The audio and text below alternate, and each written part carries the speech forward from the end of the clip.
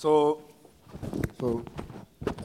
our final speaker of the night is the professor at the Universidade Nova de Lisboa and the CEO of Wide Dreams, a company that's an international leader in interactivity. So please welcome Antonio Camara.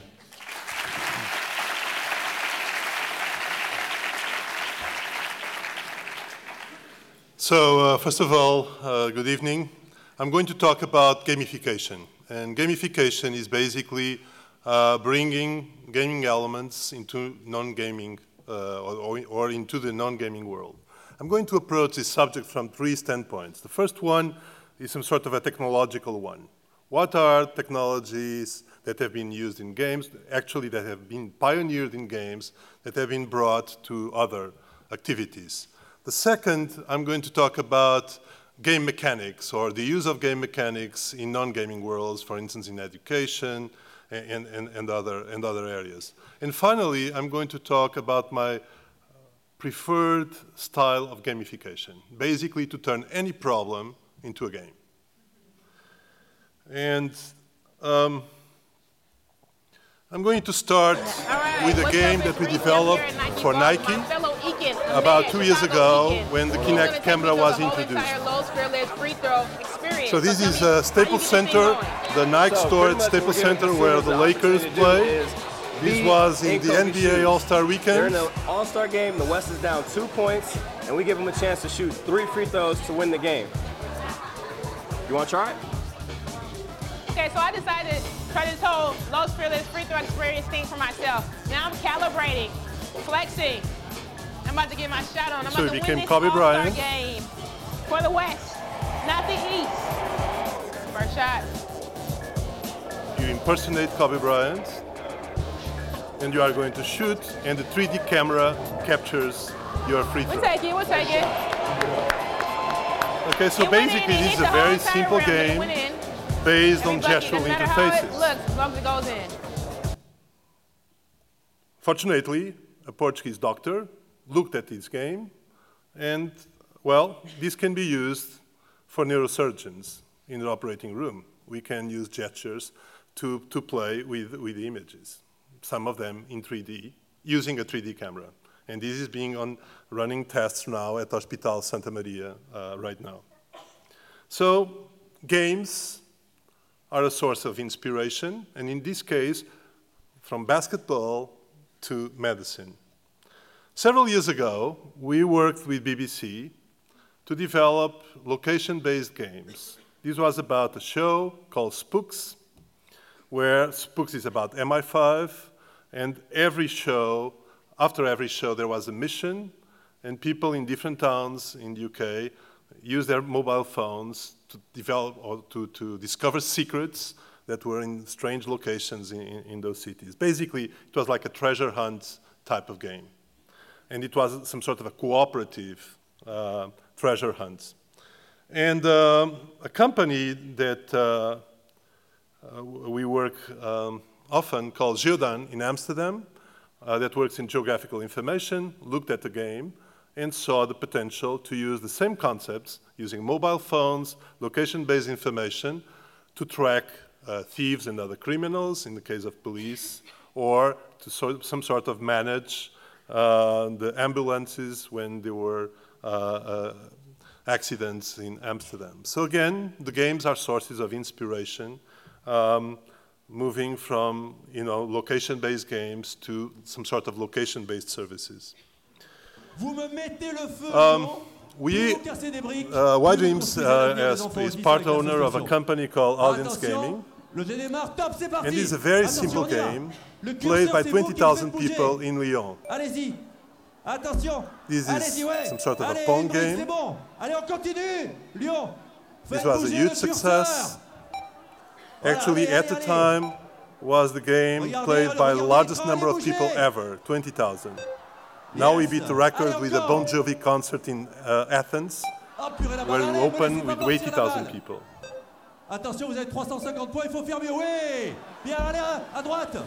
So this is a very simple game that we could play in this room.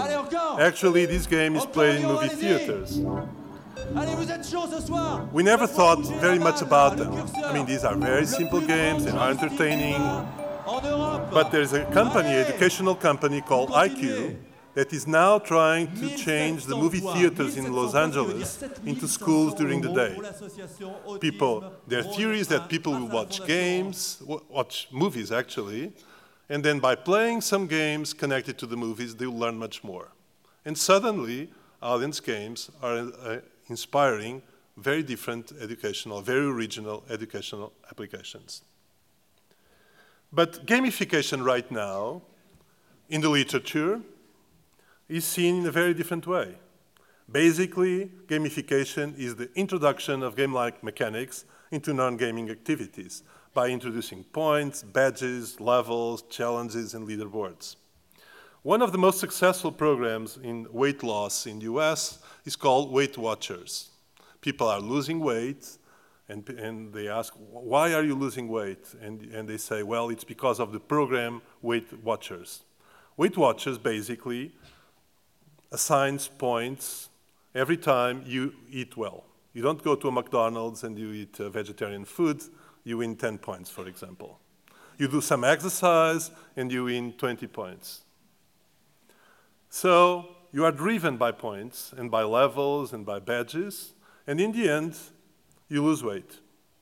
So it is very funny because people say that they are losing weight because of the point system, not because they are eating better or performing more exercise. I think one of the most successful gamification applications right now is the Khan Academy. I don't know if you know the Khan Academy, but the Khan Academy is remarkable. It's a collection of videos of Khan that tried at one time to teach his nephew. And these videos became very popular. Bill Gates funded the Khan Academy, and now there are thousands of videos. And people go to the videos and can play queries and earn points. I have myself a nephew which has 5 million points acquired in the Khan Academy. My own son used the Khan Academy, and he became a much better student. There are people now hypothesizing that probably we can change completely our educational system by using the Khan Academy principles, tutorials on video, and then have a system of points, rewarding students. Instead of punishing students with our filtering system based on testing and exams, we constantly reward students because they are working and they are earning points.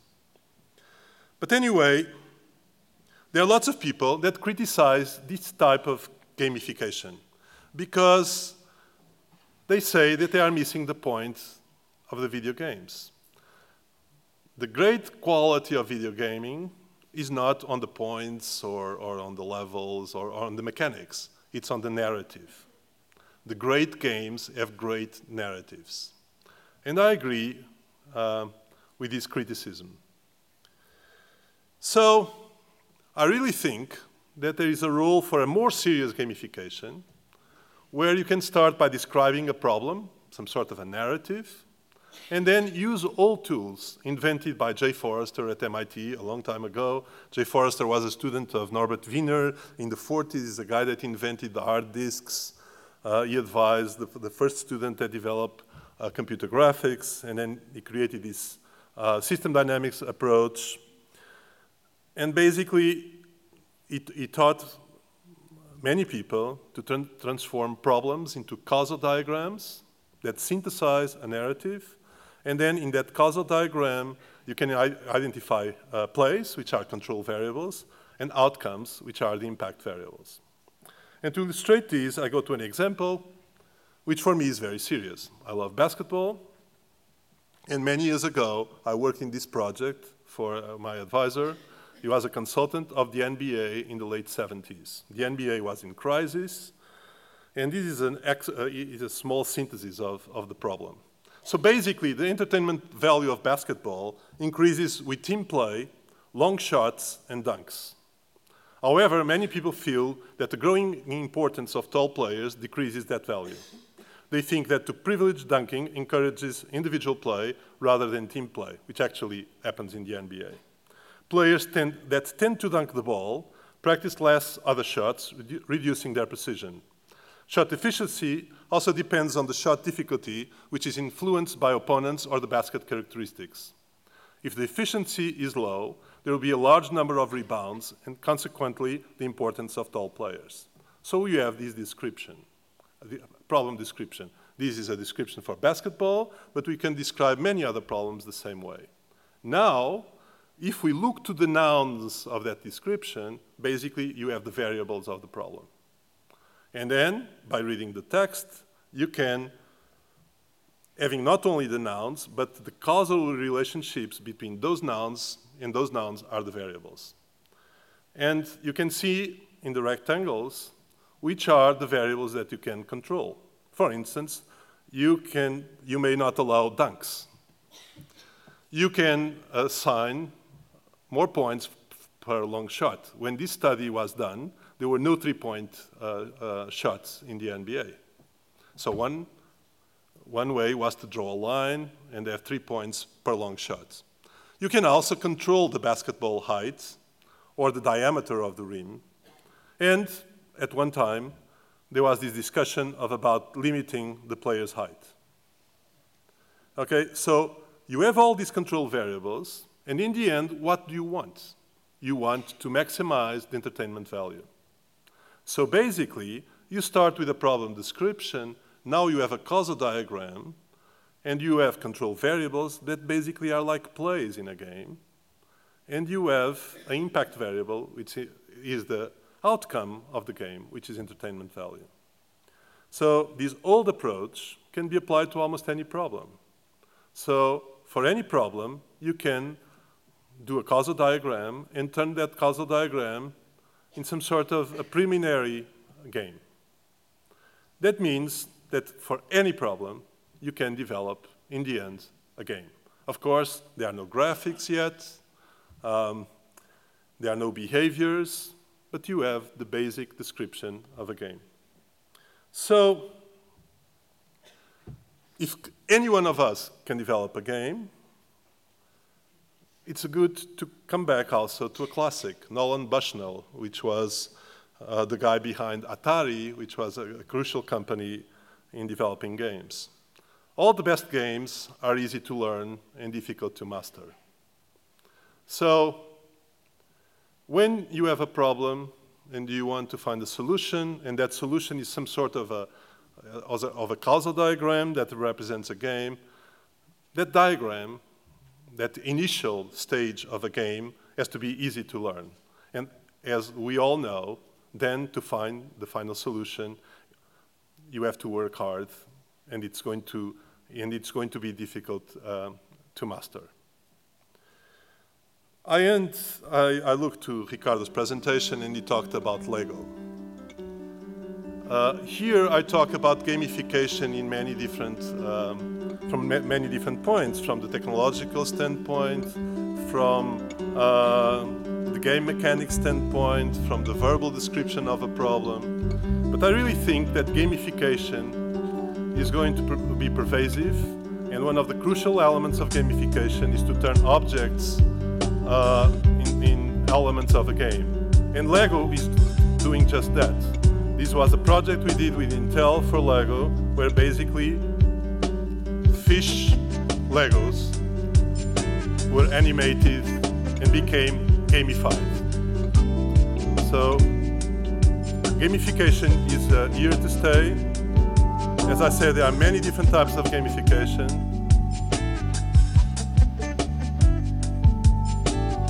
And in the end,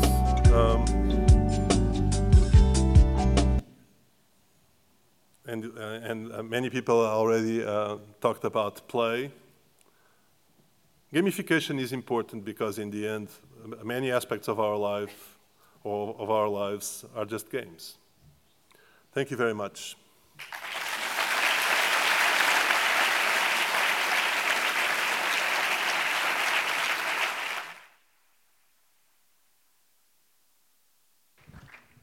So we have time for a couple of questions, if anybody has one. I don't. Okay. Here and there. Ah, okay. Good night. Thank you very much for the talk.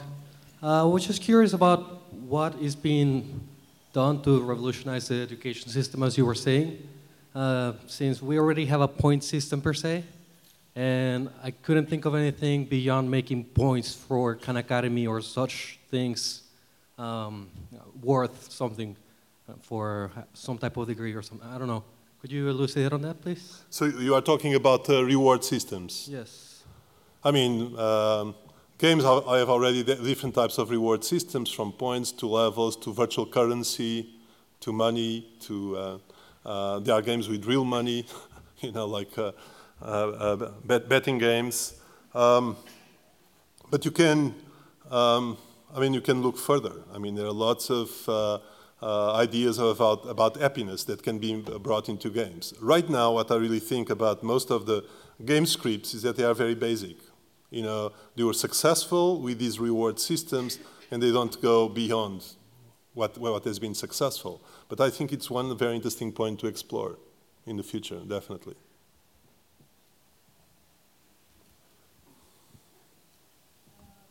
Thank you for your very interesting presentation. I just wanted to know whether you have told us that gamification is here to stay, that it interests people of all ages, the former speaker said so too, and that people from different ages are engaged into it. I was just curious, do you contact other countries, or do you contact Portuguese authorities in order to introduce games into the educational system?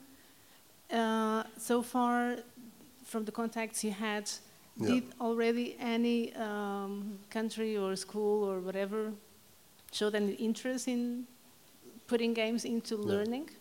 Well, there was a very successful company in the US called the Learning Company that developed fantastic games in the 80s and the 90s.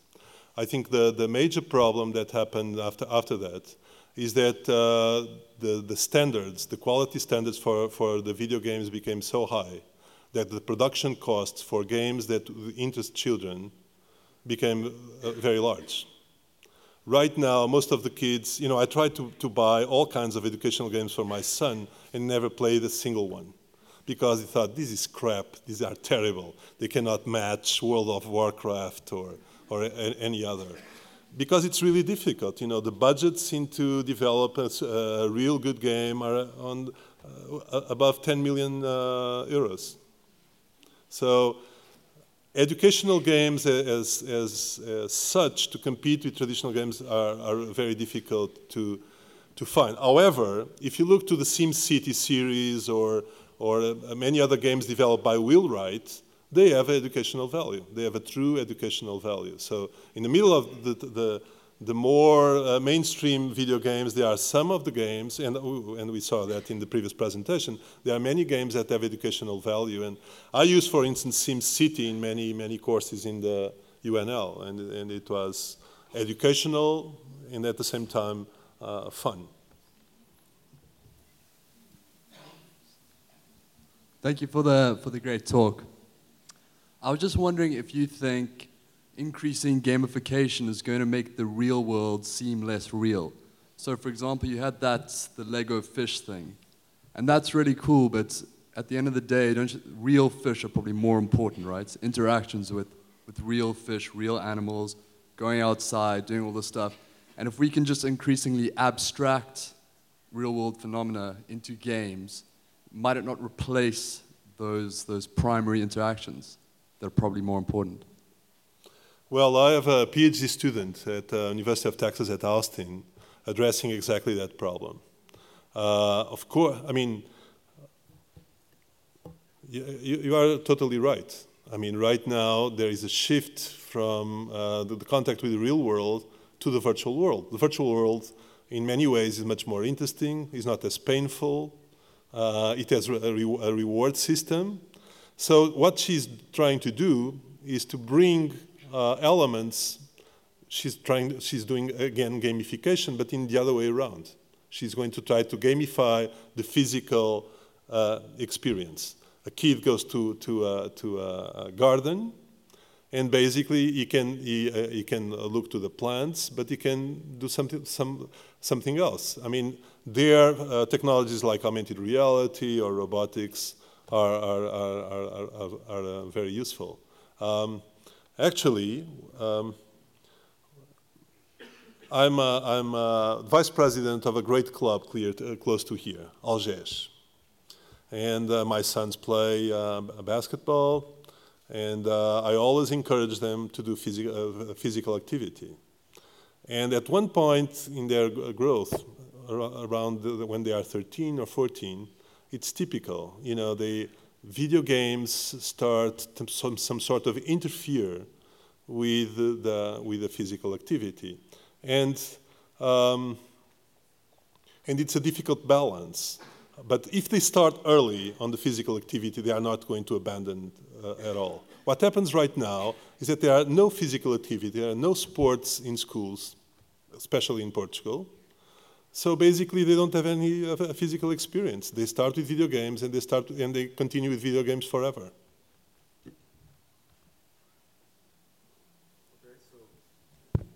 Let's thank again Antonio Camara for his great talk.